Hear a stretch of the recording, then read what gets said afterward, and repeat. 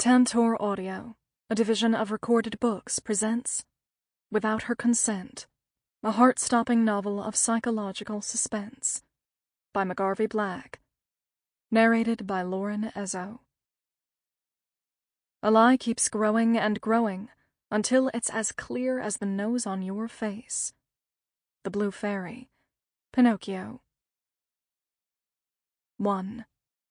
Fall 2003. A family of 4 in a green minivan motored up the Florida Turnpike headed towards Orlando, their final destination, Disney World. In the back seat, 2 little girls sang songs from The Little Mermaid, unaware they would never make it to the gates of the Magic Kingdom. "When are we going to get there?" asked 10-year-old Eliza Stern. "We've been driving forever," said her identical twin sister Emily. 30 minutes, said their father, laughing at their excited impatience. He and his wife had surprised their daughters with a trip to Disney to celebrate the girls' 10th birthdays. "There's the sign for Disney," their mother said as they passed a billboard on the side of the road.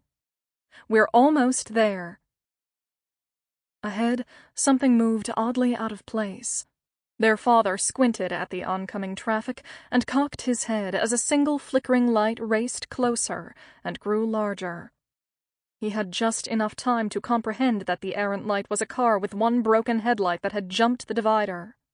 Careening at a high speed directly toward the Stearns minivan, the father tried to swerve out of the torpedoing car's path, but it came at them too fast. With one last, useless attempt to protect his wife, he threw his right arm up in front of her. When the out-of-control car slammed into the Stearns van, there was a thunderous crash, followed by the sound of shattering glass, and a car horn that refused to stop screaming. Spring 2014, 11 years later. Silently climbing the stairs to the 3rd floor of a long-term care medical facility, the intruder's latex-gloved hands pulled open the heavy fire door, providing a view into a long hallway. The corridor was empty, just as planned. Walking softly 10 feet down the hall and turning to the left, the intruder entered a dimly lit hospital room. A young woman lay in the bed and appeared to be sleeping. If she made a sound, she would be muffled with a pillow to keep her quiet, but not to hurt her. It would be so easy. No one was on the floor. Nobody would hear her, even if she did make a fuss. With the bedroom door closed, the blankets covering the sleeping woman were carefully removed.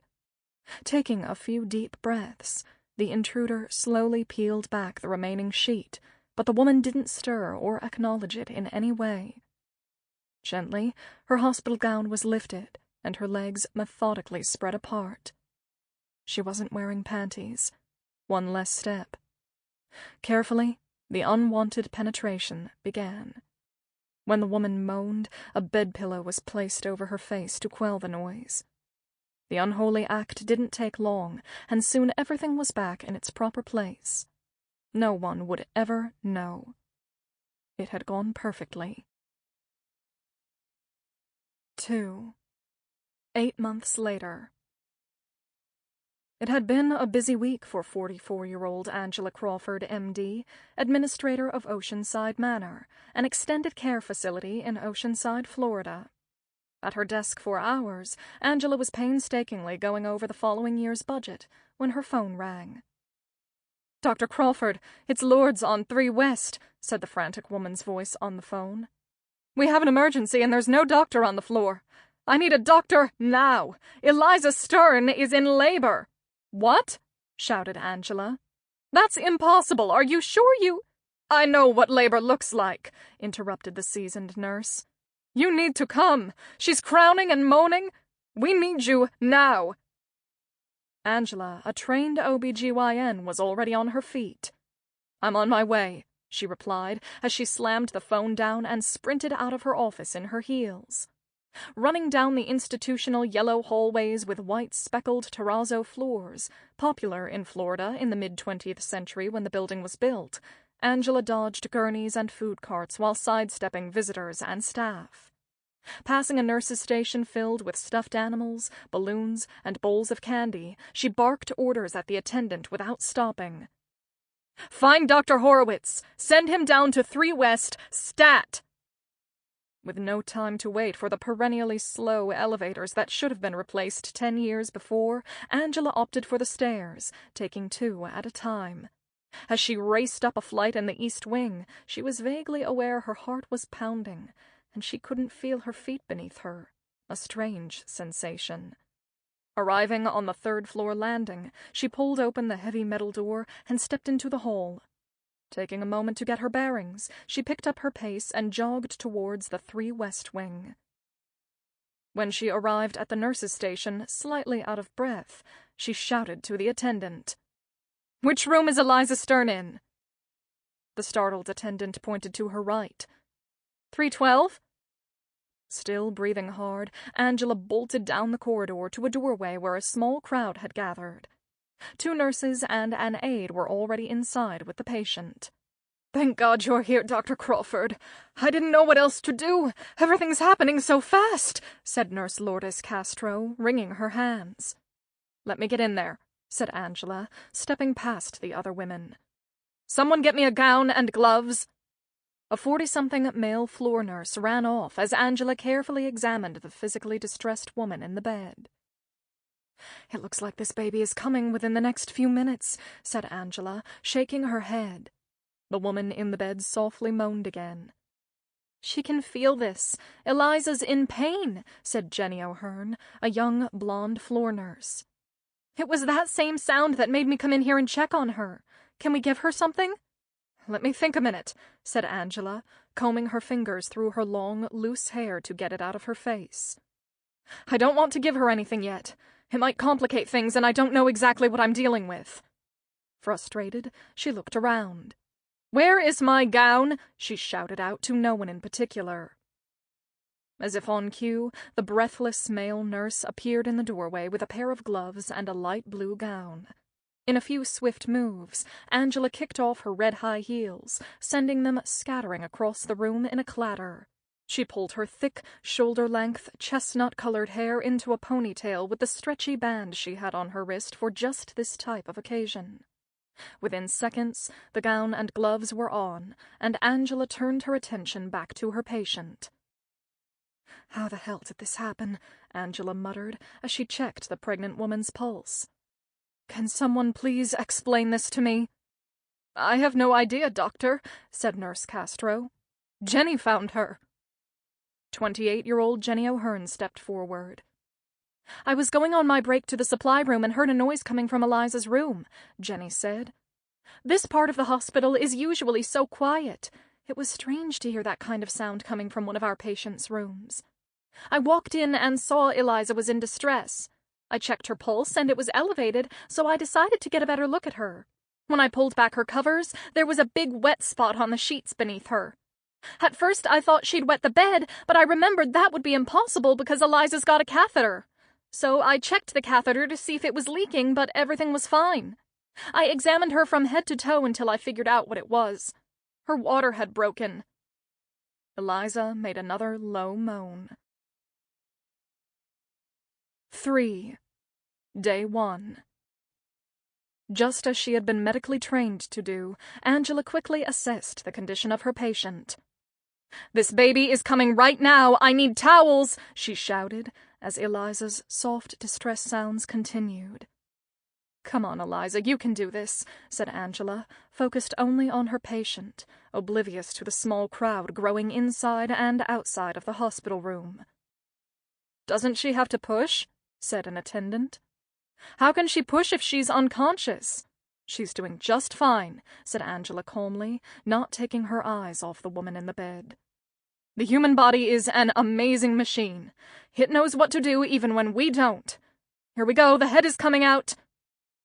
58-year-old Lourdes Castro tucked a few loose strands of her salt and pepper hair behind her ears and made the sign of the cross while Angela skillfully tended to her patient and the baby that was about to enter the world.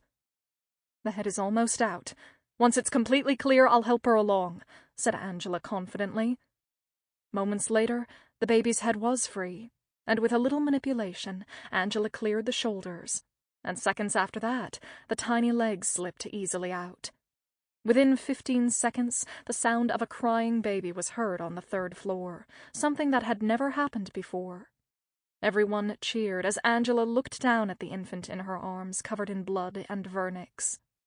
It had been a long time since she had done a delivery, and she had almost forgotten how incredible it felt to bring a life into the world. This baby in particular was a miracle. "It's a boy," whispered Jenny O'Hearn, tears pooling in her blue eyes.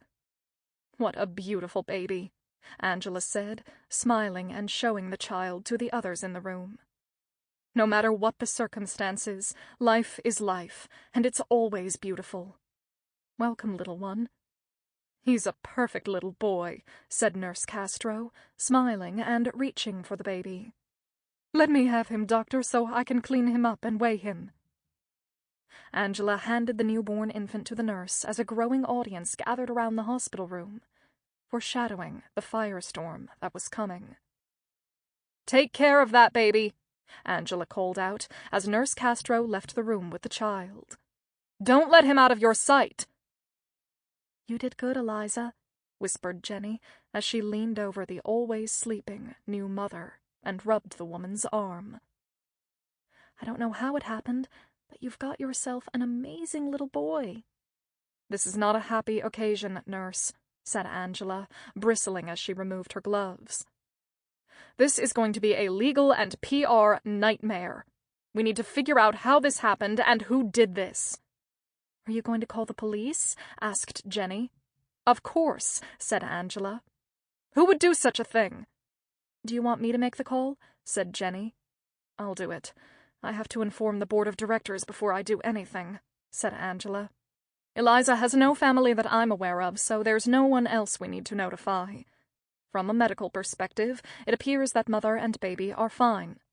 Before Oceanside Manor is swarming with police, I have to talk to our lawyers and reach out to the other patients' families so they can hear about it directly from us, and not the newspapers." Nurse Castro returned a moment later carrying the still crying baby, now swathed in a white blanket. Angela reached her arms out, and Lourdes placed the baby into them. "He's small, 5 pounds 8 ounces, but seems healthy enough," said Lourdes, smiling. "He sure makes a lot of noise. That's a good sign. Means he's strong." Angela looked down at one of the baby's tiny hands that had slipped out of the blanket papoose. As the baby squirmed and made funny faces, Angela touched and stroked the fine coating of light red fuzz that covered the child's head. "He's perfect," she thought, as she looked down at the new life in her arms. When she glanced up, the room full of people was staring at her, waiting for her next direction. Angela sat up straight. "Call the hospital next door. Ring pediatrics. Tell them it's highly confidential and that we need a doctor over here immediately," said Angela, barking out orders. "I want nurses minding this baby 24/7. Is that clear? He is never to be left alone, ever. Not for 1 second. If you need to use the bathroom, you get someone to cover for you. If he so much as sneezes, I want to know about it. And nobody, I mean nobody, breathes a word about this to anyone until I say so. Is that clear? Not even your families." Jenny O'Hearn's brow raised. "No one, Nurse O'Hearn," said Angela, observing Jenny's surprised expression. "Not your mother, not your father, not your boyfriend. Do you understand?" Jenny, Lourdes, and several nurses and aides all nodded. "I'm deadly serious. If one word about this gets out before I can manage it properly, we're all screwed. If anything leaks, I'll know it's come from one of you, and you will be fired immediately." "I'm sure everyone understands the sensitivity of this situation," said Lourdes. "No one will say anything until they've been given the green light. I'll make sure of it." Angela let out a sigh of relief and handed the newborn to one of the aides. "Lourdes, you're in charge down here. Get Eliza cleaned up and set up a crib in her room for the baby. I want them kept together." "Absolutely, Dr. Crawford," said Nurse Castro. "Shouldn't we send the baby over to neonatal at the hospital?" "Not yet. That's why I asked for a pediatrician to come here and why I want 24/7 nurses with this baby," said Angela. Sample complete. Ready to continue?